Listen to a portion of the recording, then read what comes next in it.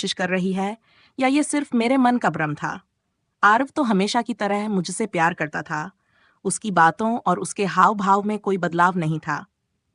पर सीमा की ओर से आती वो नजरों की चुभन अब अनदेखी नहीं की जा सकती थी। एक शाम की बात है जब मैंने सीमा को आरव के बारे में बात करते सुना। वह अपनी एक दोस्त से फोन पर कह रही थी, तू जानती है, आरव बहुत ही समझदार और प्यारा है। अगर वह मेरा होता तो शायद मैं दुनिया की सबसे खुश इंसान होती। उसके ये शब्द मेरे दिल को अंदर तक चोट पहुंचा गए। मैं दरवाजे के पीछे खड़ी सब सुन रही थी और यह जानकर मेरी आंखें नम हो गईं। क्या सीमा वाकई मेरे आरव को चाहती हैं? अगले दिन मैं आरव से मिलने का मन बनाकर उससे एक कैफे में मिली। मेरे दिमाग में हजारों सवाल थे, लेकिन मैं उनसे घिरी हुई थी।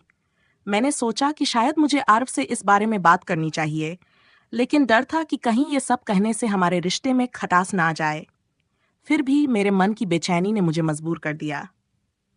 आरव, मैंने उसकी आंखों में देखते हुए कहा, तुम्हें कभी ऐसा लगा है कि सीमा तुम्हारे बारे में कुछ अलग महसूस करती है? आरव ने थोड़ा चौंकते हुए कहा, क्या मतलब? सीमा? नहीं, ऐसा क्यों पूछ रही हो? मैंने धीरे धीरे अपने दिल की बात उसे बताई, सीमा के बर्ताव, उसकी बातें और वो नजरें जिनसे मुझे जलन महसूस होने लगी थी।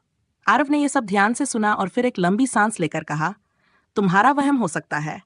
सीमा तुम्हारी बहन है और वह तुम्हें बहुत प्यार करती है।